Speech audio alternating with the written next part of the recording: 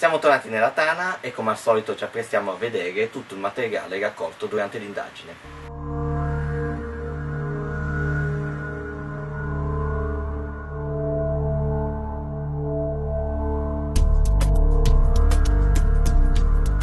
Non abbiamo alcun tipo di documentazione dell'uomo intervista da Davide ad inizio serata. Quando ha riferito dell'accaduto la prima volta, tutto il resto del team veniva dal magazzino, dove ha raccolto le testimonianze dei vari accadimenti, ma non tutti sono rimasti sul posto per tutto il tempo. Purtroppo non abbiamo altri elementi per analizzare l'accaduto. Mi è parso di aver sentito, di aver visto un'ombra passare da quella finestra lì. E non lo so.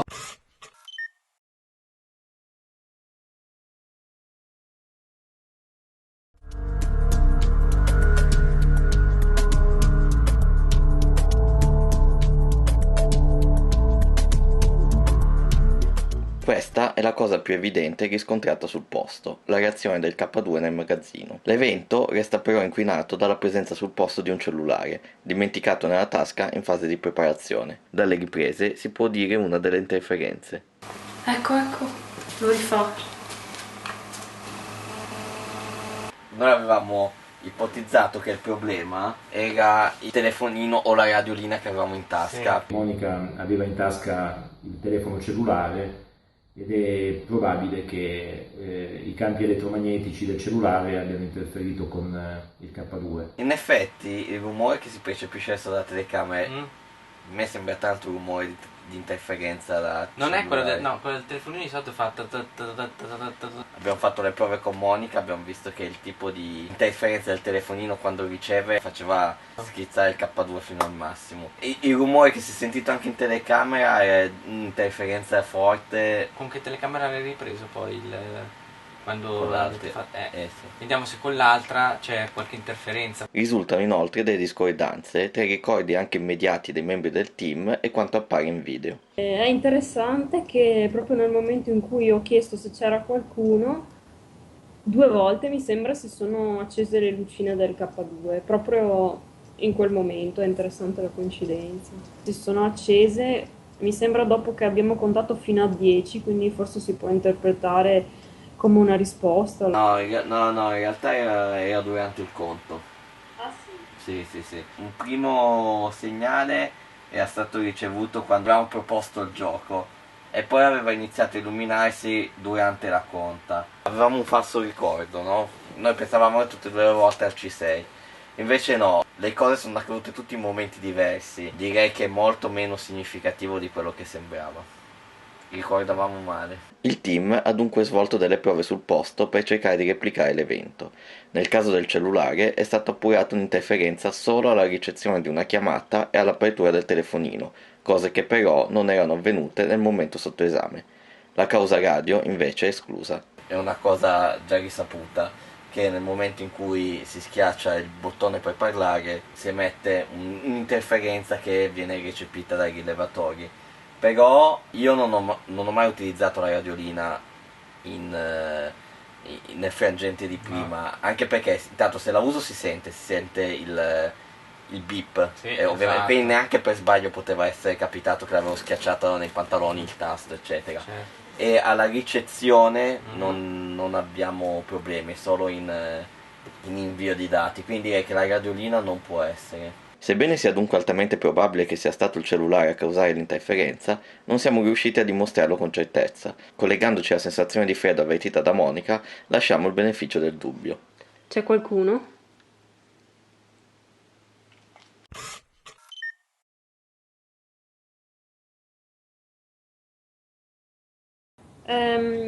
Come se ci fosse uno spiffero, un leggero spiffero d'aria nel basso, proprio sui piedi.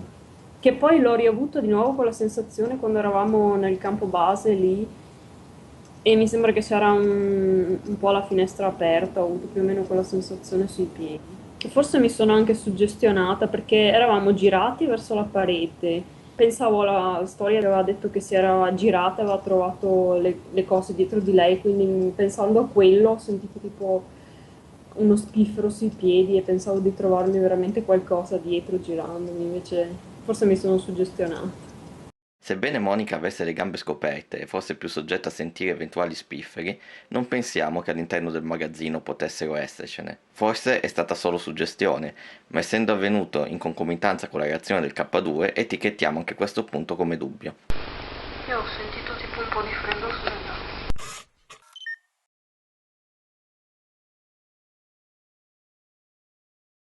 E poi così, sediamoci.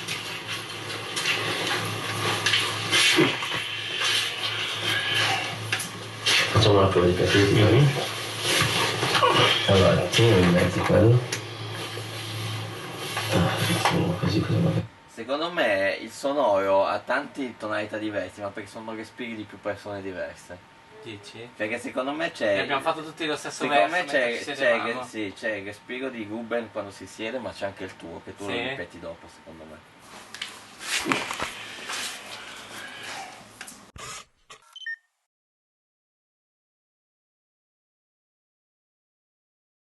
Al ritorno dal test in magazzino effettuato da Emiliano, Davide e Ruben, gli occhiali registrano questo audio.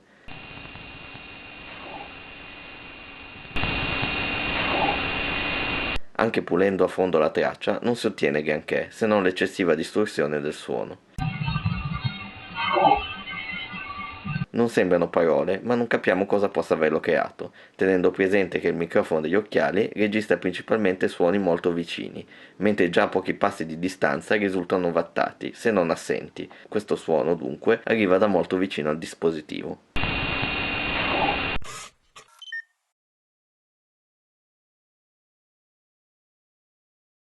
La telecamera wifi della sala del vestito non ha rilevato anomalie. Quella posizionata nella chiesa ci ha dato qualcosa da analizzare. I primi sono questi rumori, che però sono accaduti più volte a distanza di tempo e attribuiamo all'ambiente, forse ai riflettori, più probabilmente agli impianti.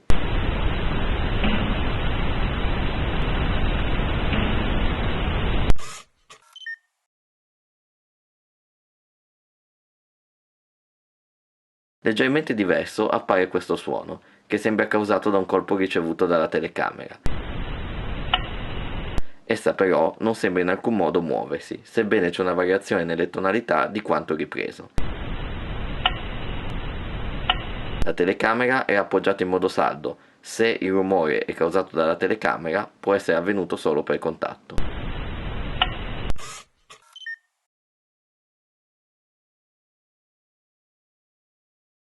Anche questo rumore ci ha lasciati perplessi.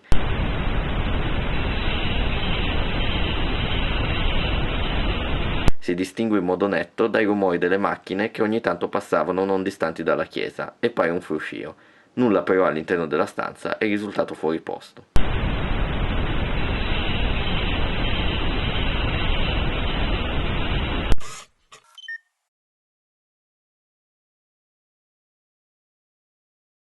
Visivamente abbiamo invece due elementi. Questo è quanto ripreso mentre Emiliano spegne la luce per usare la torcia UV. Davanti all'obiettivo si vedono passare due luci. I cosiddetti orb, che sono dei pallini luminosi, mi sono fatto l'idea che possa trattarsi di insetti. Ricordiamo che la delizia estensa del Verginese si trova in aperta campagna. Ricordo che c'erano numerosi insetti O pulviscolo, notando anche come entrambe le parabole siano discendenti, senza alcun tipo di forza di contrasto per un cambio di traiettoria.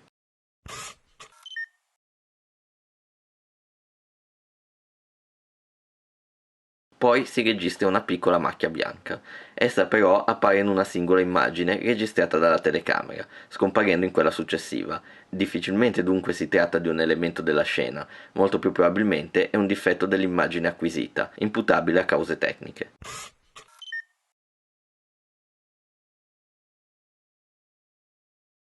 Gli ultimi due audio anomali vengono registrati dalla telecamera Nightshot, nel brolo. In entrambi i casi si sente un rumore che si distingue bene dai passi del fogliame, dalle voci dei presenti e dai numerosi suoni di animali che si udiscono nei pressi ed in lontananza. Fermati. difficile da spiegare con precisione. Sono dell'idea che possa trattarsi di rumori dovuti al maneggiamento della videocamera e dei microfoni. Un altro ragno.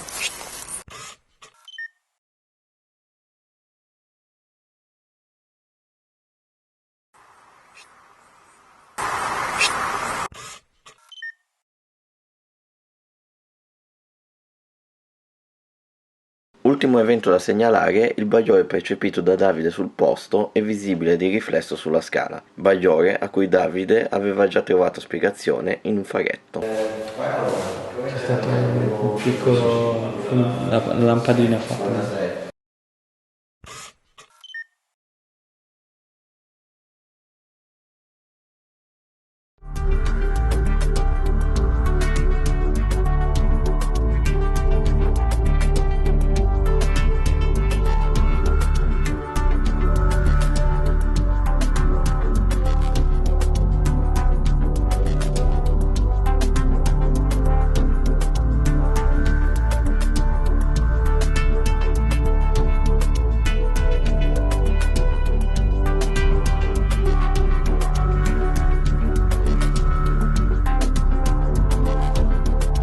Torniamo alla foto di cui abbiamo parlato inizialmente e che a quanto pare ha fatto molto discutere in rete. Premettiamo che non abbiamo mai avuto in mano lo scatto originale per analizzarlo, né abbiamo indagato il luogo dello scatto, giacché gli avvenimenti più numerosi e concreti si sono realizzati all'interno della delizia stessa. Nonostante ciò, possiamo avanzare alcune considerazioni. Bisogna premettere che la foto è scattata in condizioni di base che permettono generazione di artefatti quali la sfumatura dell'immagine nei movimenti dei soggetti presenti davanti all'obiettivo, ossia una lunga esposizione. Esperti in analisi biometriche hanno pubblicamente affermato che la sfumatura sarebbe compatibile con un volto maschile non riconducibile a nessuno dei presenti. Ciò, a nostro parere, è un indizio molto importante e interessante, ma non una prova fine a se stessa, essendo stati riscontrati sempre da esperti in materia ma per altre finalità, tratti biometricamente sorprendenti anche in situazioni più comuni, come venature del legno o sezioni di ortaggi. A primo impatto abbiamo avuto la sensazione che il presunto volto fosse associabile proprio a uno dei presenti, ma osservando meglio la foto qualcosa ci ha lasciato perplessi: la dimensione della sfocatura. Se fosse davvero il volto della persona prossima ad essa, la sua dimensione sarebbe conforme a quella finale, nonché a quella della scia, invece è grande all'incirca la metà. Scartando dunque questa prima idea, potrebbe anche trattarsi di una singolare pareidolia. Quello che evidentemente sembra un volto potrebbe essere solo una sezione della nuca del soggetto adiacente, voltatosi dalla parte opposta, lasciando alla traccia dei capelli la composizione dell'equivoco. Oppure ancora un semplice riflesso, dovuto all'unica luce accesa e presente nella stanza. Di certo la foto resta molto interessante e le analisi condotte dagli esperti in materia rafforzano il mistero. Allora, abbiamo analizzato tutto il materiale che abbiamo raccolto. Come esperienza io l'ho vissuta proprio molto tranquilla. La serata è trascorsa direi piuttosto tranquilla. No, non ho avuto alcun tipo di sensazione mentre eravamo lì. Inizialmente è stato molto suggestivo il racconto che ci hanno fornito delle cose che sarebbero accadute all'interno della delizia, anche perché erano tutte descrizioni di avvenimenti molto concreti, lo spostamento di oggetti, addirittura soprattutto nel magazzino, oggetti trovati dietro la schiena, dietro le gambe. Quello era abbastanza suggestivo. Però dal momento in cui non abbiamo avuto alcun riscontro di questo tipo, il resto dell'indagine è passato molto tranquillamente. Non ho avuto alcun tipo di angoscia né nel girare da solo le stanze, né nel trovarmi nella stanza del vestito.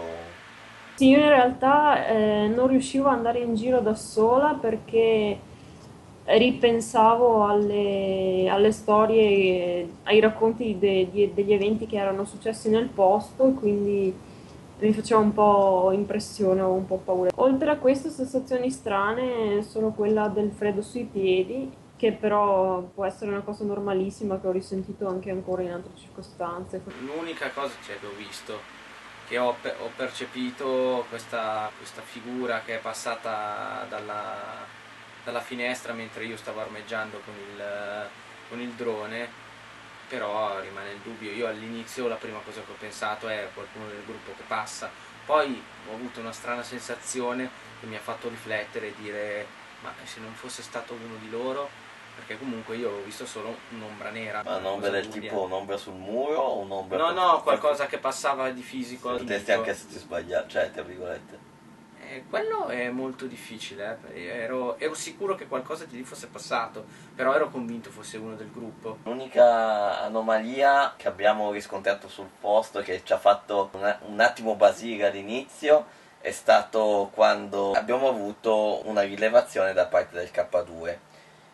Qui però ci sono delle cose da chiarire. Già al momento sul posto avevo già avuto un falso ricordo dell'esperienza appena vissuta, perché quando abbiamo raccontato ciò che era accaduto agli altri membri del gruppo, abbiamo detto, e si vede chiaramente nel filmato, che il K2 ha rilevato qualcosa appena avevamo terminato la domanda del se c'era qualcuno lì con noi.